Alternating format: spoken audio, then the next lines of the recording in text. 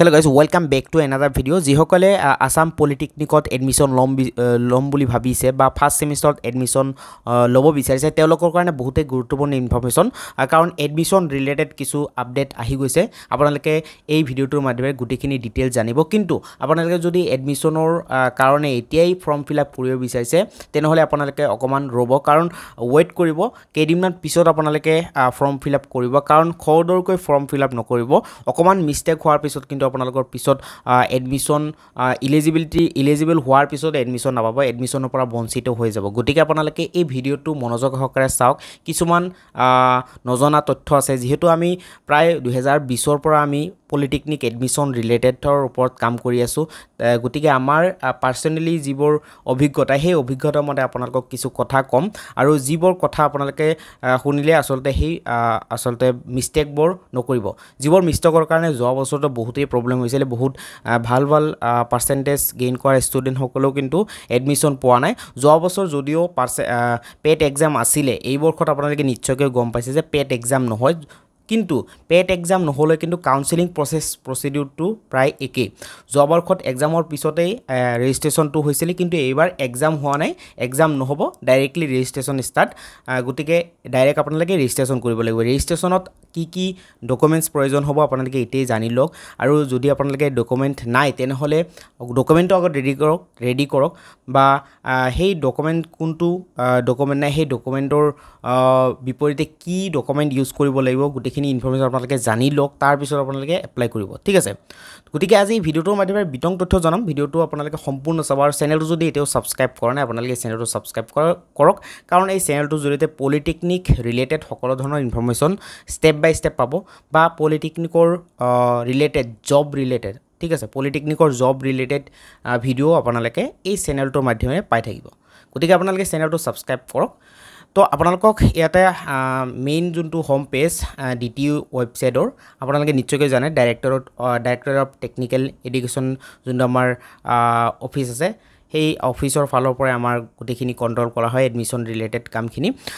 dt.assam.gov.in এইটো ওয়েবসাইটত visit কৰি আপোনালোকে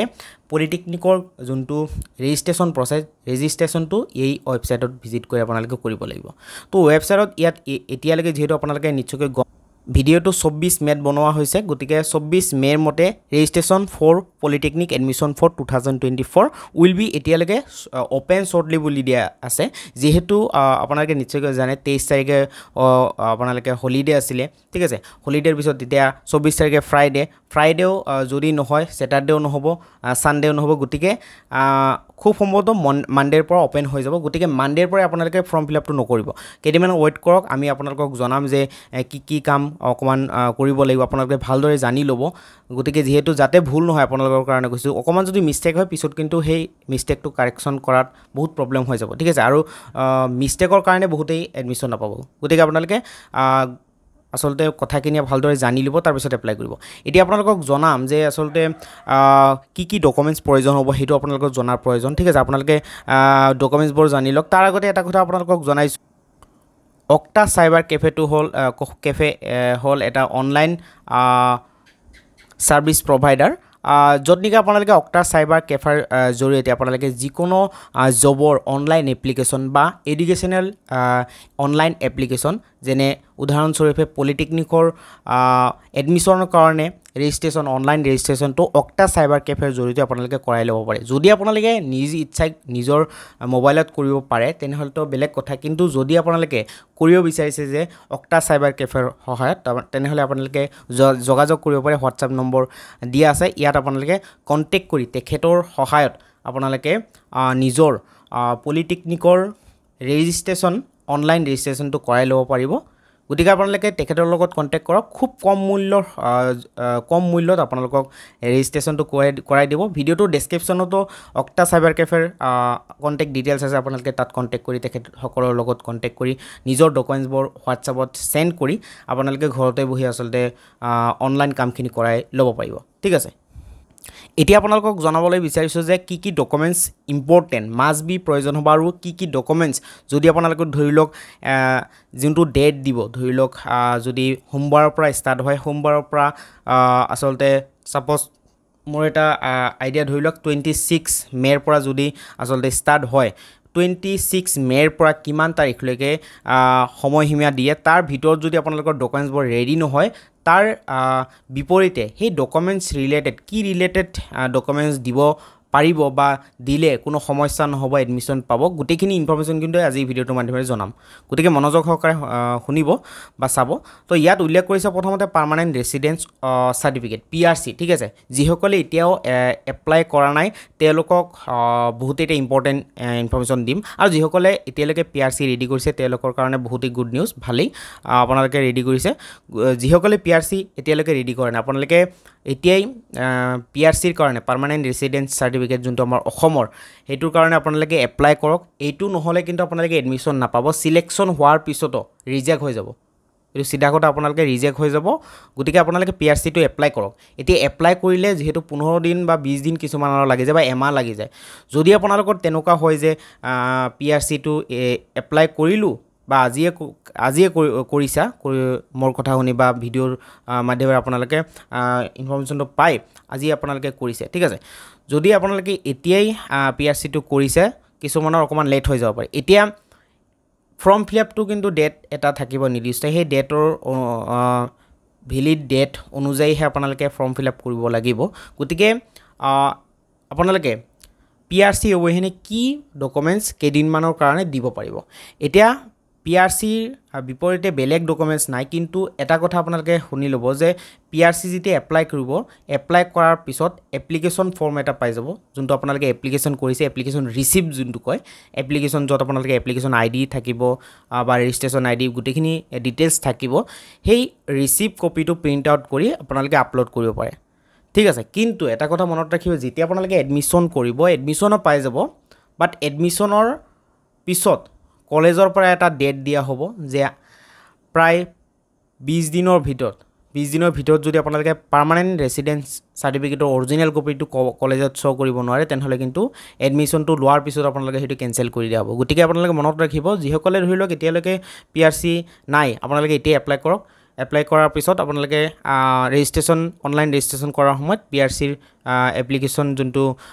প্ৰিন্ট আউট কপি থাকে ৰিচিপ্ট সেই ৰিচিপ্টটো আপোনালোকে সাবমিট কৰিব বা আপলোড কৰিব নেক্সট আছে কাষ্ট সাৰ্টিফিকেটটো কিন্তু লাগিবই মাষ্ট বি আপোনালোকে এতিয়াই ট্ৰাই কৰক যেনেকে ইচ্ছা আপোনালোকে ট্ৰাই কৰি থাকক caste certificate original caste certificate যোনটো তাৰ কাৰণে সফট কপি যোনটো হাৰ্ড কপি বা সফট কপি যিকোনো এটা হলেও হ'ব আপোনালোকে কাষ্ট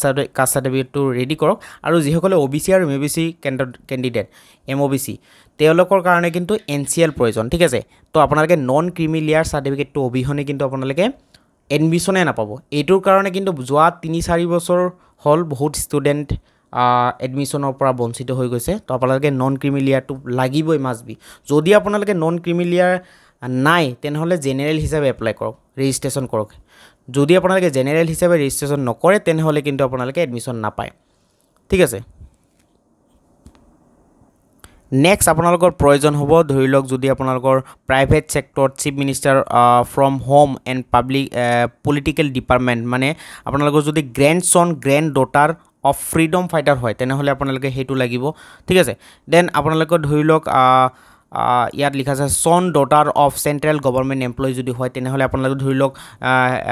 হেতু প্ৰুফটো লাগিব যে আপোনালোকৰ সেন্ট্ৰেল গভৰ্নমেণ্টৰ চাকৰি কৰি আছে আপোনালোকৰ ফেমিলি তেনেহলে আপোনালোকে এডমিশ্যন ল'ব পাৰিব যদি আপোনালোকে অসমৰ নহয় তথাপিও পাৰিব কিন্তু PRC টো নিজৰ দেউতাৰ PRC টো শ্ব কৰিব লাগিব আৰু প্ৰুফ থাকিব লাগিব যে সেন্ট্ৰেল গভৰ্নমেণ্টৰ চাকৰি সূত্ৰে আপোনালোকে অসমত আছে ফিজিক্যালি হ্যান্ডিক্যাপ ষ্টুডেন্ট সকলৰ কাৰণে PWD সাৰ্টিফিকেটটো লাগিবই যোনটো identity card then economically weaker section যোনটো EWS জেনাৰেল ক্যাটেগৰী ষ্টুডেন্ট সকলে ইয়াৰ মাধ্যমেৰে ভালেখিনি সুবিধা আপোনালোকে লাভ কৰিব যিসকলে জেনাৰেল ক্যান্ডিডেট ষ্টুডেন্ট তেওঁলোকে কিন্তু EWS সাৰ্টিফিকেটটো নিশ্চয়কৈ আপোনালোকে ৰেডি ৰাখিব কাৰণ EWS সাৰ্টিফিকেটৰ সহায়ত আপোনালোকে খুব কম মাৰ্কতো কিন্তু ইনষ্টিটিউটত এডমিশ্যন কৰাৰ সুবিধাটো পাব দেন টিউশন ফি ওয়েভাৰ্স যোনটো স্কিম এইটোৰ যোনটো ডকুমেণ্টছ এইটো বহুতেই নাজানে TFW ইয়াৰ কাৰণে এক্সট্ৰা এটা ভিডিঅ' বনাম সেইটো আপোনালোকে ভালদৰে জনাম কাৰণ এই ভিডিঅ'টো যিহেতু লং হৈ আছে বহুতেই আচলতে ইয়ালৈকে ভিডিঅ' নাচাব পাৰে বহুতেই সেইটো কাৰণে TFW আৰু EWSৰ কাৰণে বহুত এটা বেলেগ এটা ভিডিঅ' বনাম আপোনালোকক জনাম ইয়াৰ কাৰণে কি কৰিব লাগিব TFW অপচন থাকিব আপোনালোকে যেতিয়া ৰেজিষ্ট্ৰেশ্যন কৰিব তাত বহুত কেইটা অপচন থাকিব যে আপুনি TFW কেটেগৰী ষ্টুডেণ্ট হয় নেকি যদি আপোনালোকৰ এনুৱেল ইনকাম সাৰ্টিফিকেটটো আছে ইনকাম সাৰ্টিফিকেট বা 2 লাখৰ তলত এনুৱেলি ইনকাম আপোনালোকৰ ফেমিলিৰ থাকে তেনেহলে আপোনালোকে ইনকাম সাৰ্টিফিকেটটো ৰেডি ৰাখক ইনকাম সাৰ্টিফিকেটটো ইয়াত আপলোড কৰিলে আপোনালোকে TFW ৰ আন্ডাৰত এডমিশন পাব TFW ৰ আন্ডাৰত যদি আপোনালোকে এডমিশন কৰে তেনেহলে কি সুবিধা পাব আপোনালোকৰ এডমিশন ফিজ যোনটো আছে এডমিশনৰ ফিজত ডিসকাউন্ট পাব টিউশন ফিজ যোনটো আছে সেই টিউশন ফিটো আপোনালোকে ডিসকাউন্ট পাব ভালেখিনি ডিসকাউন্ট পাব গতিকে আপোনালোকে হেতু ৰেডি ৰাখিব আৰু যদি আপোনালোকে স্পট কোটাৰ সহায় যদি আপোনালোকে এডমিশন লব বিচাৰিছে তেনেহলে কি required document প্ৰয়োজন হ'ব certificate from the Directorate of Sport in Youth Welfare Assam তো ইয়াৰ আন্ডাৰত যদি আপোনালোকে সাৰ্টিফিকেট আছে তেনেহলে স্পট কোটাত এডমিশন পাব ঠিক আছে তো আজি ভিডিওটোৰ মাধ্যমে আপোনালোকক জনাবলৈ চেষ্টা কৰিছিলো আসলতে কি প্ৰসিডিউৰ আছে কি কথা আসলতে মনোযোগ সহকাৰে আপোনালোকে চিন্তা চৰ্চা কৰি আপোনালোকে ফৰ্ম ফিল আপটো কৰিব লাগিব তো গতিকে এই ভিডিওটোৰ মাধ্যমে আপোনালোকক আশা কৰিছো গোটেইখিনি ইনফৰমেশন দিব পাৰিছো যদি কোনো কনফিউজন থাকে কমেন্ট সেকশনত আপোনালোকে কমেন্ট কৰক লগতে যদি আপোনালোকৰ কোনো ইনফৰমেশন জানিবলৈ ইচ্ছা থাকে তেনেহলে ডাইৰেক্টলি ডেসক্ৰিপশনত পলিটেকনিকৰ যোনটো আমাৰ টেকনিক্যাল গাউলিয়াৰ হেল্পিং গ্ৰুপ আছে পেট পলিটেকনিক এডমিশনৰ হেল্পিং গ্ৰুপ হেইটোৰ আপোনালোকে সেই হোৱাটসঅ্যাপ গ্ৰুপটোত জয়েন কৰক ডেসক্ৰিপশনত লিংক আছে তাত আমি কিছুমান ভিডিও যেহেতু ভিডিও আকাৰে সকলো ইনফৰমেশন দিয়া সম্ভৱ নহয় আমি কেতিয়াবা মেসেজ বা PDF বা ইমেজ আকাৰে কিছুমান ইনফৰমেশন আপোনালোকলৈ শেয়াৰ কৰো আপোনালোকে ডাইৰেক্টলি যোনটো আমাৰ পলিটেকনিক এডমিশন টেষ্টৰ হেল্পিং গ্ৰুপ ভিডিওটোৰ ডেসক্ৰিপশনত আছে লিংক আপোনালোকে এতিয়া জয়েন হৈ লওক টেলিগ্ৰাম চেনেলটো জয়েন কৰিব কাৰণ টেলিগ্ৰাম চেনেলটো আমি আপডেটবোৰ দি থাকো আৰু টেলিগ্ৰাম চেনেলত জয়েন কৰিলে কি হয় আপুনি কেতিয়া জয়েন কৰিছে হেতু ডাঙৰ কথা নহয় আপোনালোকে আগৰ পাষ্ট যিবোৰ ডাটা আছে হেবোৰ পাই থাকিব গতিকে আপোনালোকে আমি আগত কি শেয়াৰ কৰিছিলো কি ইনফৰমেশন দিছো টেলিগ্ৰাম চেনেলটো আপোনালোকে পাই যাব যদি আজি ডেটত জয়েন কৰিছে আপুনি প্ৰায় 5-6 দিন আগৰ ডাটাবোৰ আপোনালোকে পাই থাকিব গতিকে টেলিগ্ৰাম চেনেলত আপোনালোকে জয়েন কৰিব আৰু এটা কথা মনত ৰাখিব আপোনালোকে অনলাইন যেতিয়াৰ পৰা ষ্টাৰ্ট হ'ব প্ৰায় 2-3 দিন 4 দিন পিছত আপোনালোকে অনলাইন কৰিব কাৰণ আপোনালোকক প্ৰথমতে জনাইছিলো যে অনলাইন কৰাত বহুত চিন্তা চৰ্চা কৰিব কাৰণ অকমান মিস্টেক হলে কিন্তু বহুত প্ৰবলেম হ'ব বাৰে বাৰে কৈছো আপোনালোকে গুটেখিনি কথা আগত জানি লব যে কোড কি কৰিব লাগিব কোড কি এন্টাৰ কৰিব লাগিব বা কি কৰিলে কি হ'ব কি নকৰিলে কি হ'ব গুটিকে গুটেখিনি ইনফৰমেশন জনাৰ পিছত আপোনালোকে এপ্লাই কৰিব তো আকৌ এবাৰ কৈছো যিসকলে চেনেলটো সাবস্ক্ৰাইব কৰা নাই আপোনালোকে চেনেলটো সাবস্ক্ৰাইব কৰক কাৰণ প্ৰায় আমি 3-4 বছৰ হল আমি পলিটেকনিক এডমিশন ৰিলেটেড ইনফৰমেশন দি আছো গতিকে আমাৰ ফালৰ পৰা যিবোৰ এক্সপেৰিয়েন্স আছে আপোনালোকক শেয়াৰ কৰিম বা আগৰ পৰাও কৰি আহিছো গতিকে আপোনালোকে চেনেলটো সাবস্ক্ৰাইব কৰিব ঠিক আছে আজি এই ভিডিওটো চোৱাৰ বাবে বহুত ধন্যবাদ জনাইছো thank you so much bye by